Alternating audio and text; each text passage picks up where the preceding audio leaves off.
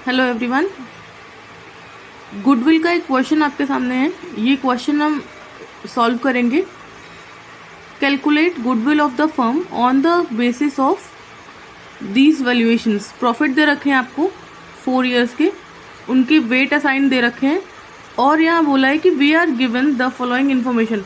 कुछ हमें इन्फॉर्मेशन दे रखी है जो हमें एडजस्ट करना होगा प्रॉफिट में for the purpose of calculation of goodwill.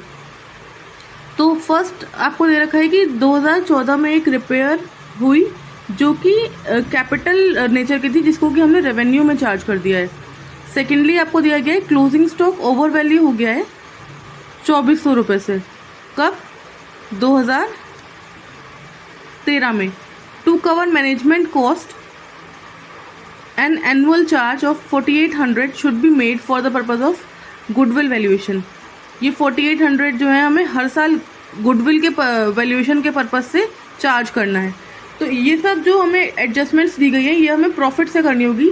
तो देखें कैसे सॉल्व होगा ये क्वेश्चन, आइए देखते हैं। देखिए, कैलकुलेशन ऑफ एडजस्टेड प्रॉफिट्स, ये हमने चारों साल नोट कर लिए हैं, 2012, 13, 14, 15। सबसे पहले हमने जो हमें प्रॉफिट गिवन प्रॉफिट वो हमने ले लिया है। उसके बाद में सबसे पहले हम मैनेजमेंट कॉस्ट जो कि चारों साल में आनी है 4800 की, उसको हम माइनस कर देंगे। ओके, उसके बाद में हम क्या करेंगे, जो कैपिटल एक्सपेंडिचर था जो कि हमारा गलती से रेवेन्यू में चार्ज हो गया था उसको ऐड बैक करेंगे, क्योंकि हमने उसको माइनस कर दिया होगा पहले, तो अब हम उसको ऐड बैक कर देंगे। 2014 का था इसलिए 14 में ही ऐड बैक कर दिया उसको 6000।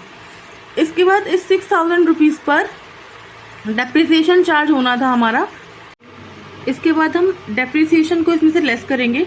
डेप्रिसिएशन कितना चार्ज होगा, देखिए 6000 की यहाँ पर हमने मशीनरी जो है यहाँ परचेज की है, तो 6000 पर कब परचेज की है? सितंबर में। तो कितने महीने रही है हमारे पास? सितंबर, अक्टूबर, नवंबर, दिसंबर, 4 मंथ्स। ठीक है, 10% बोल रहा है, तो 6000 का 10% कितना हो गया? 600। और 600 को इंटू 4/12 करके हम निकालेंगे तो आएगा 200।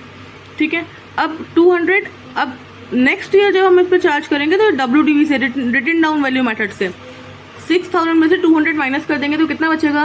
5800। 5800 पर 10% चार्ज करेंगे तो कितना आएगा? 580, जो हमने 2015 में यहाँ पे चार्ज कर दिया। डेप्रिसिएशन को हम लेस कर देंगे इसमें से, तो हमारे पास ये आ गए हमारे पास प्रॉफिट्स। इसके बाद हम क्या करेंगे, नेक्स्ट हमें बोल रखा है कि 2013 में 2400 से क्लोजिंग स्टॉक ओवर वैल्यू हो गया। अब ओवर वैल्यू हो गया है तो उसका क्या मतलब है कि हमें लेस करना पड़ेगा। वैल्यू ज़्यादा हो गई है ना, तो वैल्यू हमें कम करनी पड़ेगी। तो हमने क्या किया, यहाँ पे 2013 में 2400 को लेस कर दिया। अब जब 2013 में क्लोजिंग स्टॉक ओवर वैल्यू हुआ है तो 2014 में यही क्लोजिंग स्टॉक ओपनिंग स्टॉक बना होगा, तो ये ओपनिंग स्टॉक ओवर वैल्यू हो गया होगा।